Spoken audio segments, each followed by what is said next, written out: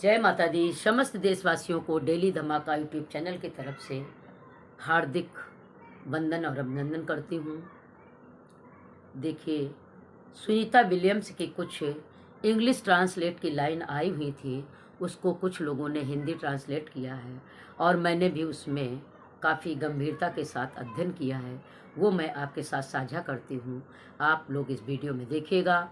मेरा यदि ये वीडियो आपको अच्छा लगे तो लाइक ज़रूर करिएगा, शेयर भी करिएगा। देखिए, संदेश ये था कि आप सभी लोग ध्यान से सुनिएगा। सुनीता विलियम्स का चौंकाने वाला जो खुलासा जैसा प्राप्त हुआ वैसा साझा किया है मैंने ये संदेश। क्या है संदेश? सुनीता विलियम्स का एक सप्ताह के मिशन के बाद 9 महीने अंतरिक्ष में बिताने के बाद रिपोर्टरों को दिया गया बयान अब पूरी दुनिया में चर्चा का विषय बन गया है। क्या चर्चा का विषय बन गया है? मुझे ऐसा लगता है कि ये ईश्वर की इच्छा थी। देखिए, सुनीता विलियम्स क्या कह रही हैं। मुझे ऐसा लगता है कि ये ईश्वर की इच्छा थी मैं अंतरिक्ष में फंसी रहूं।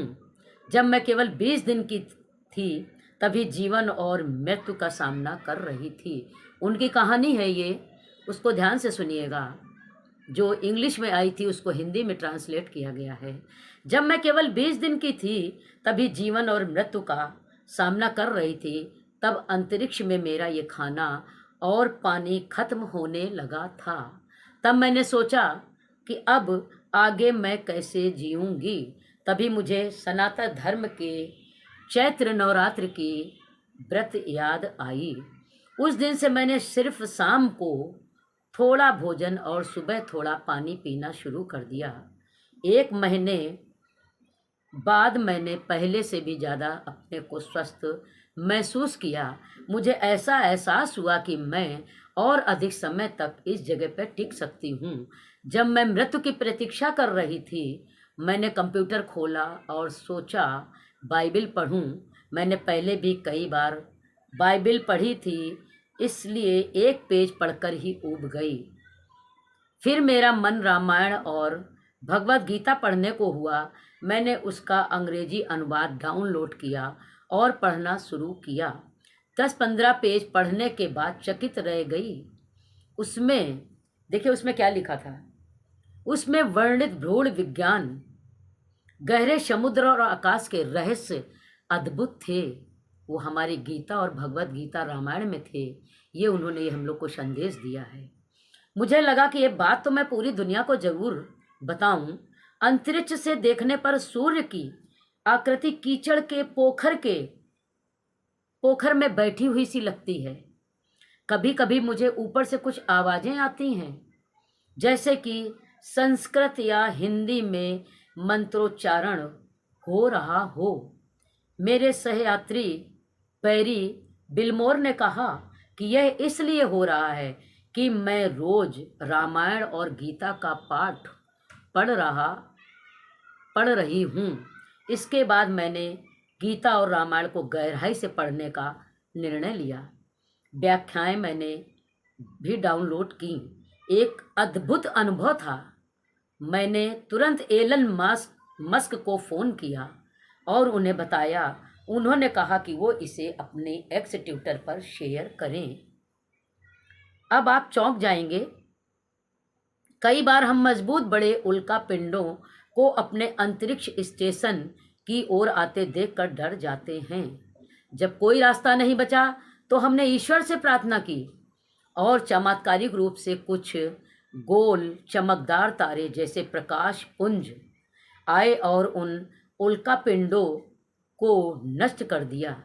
ऐसा लगा जैसे हमारे तारे फेंक रहे हों। नासा ने इस पर और जांच का वादा किया।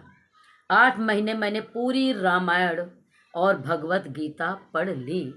देखिए, सुनीता विलियम्स ने 8 महीने में पूरी रामायण और गीता भगवत पढ़ ली। मुझे लगने लगा अब मैं पृथ्वी पर लौट सकती हूँ।